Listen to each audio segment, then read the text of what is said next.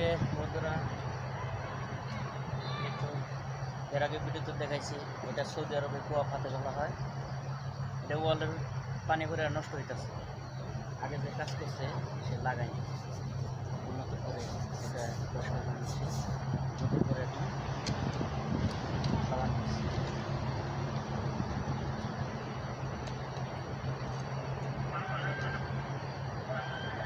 Canada সবসময় আগে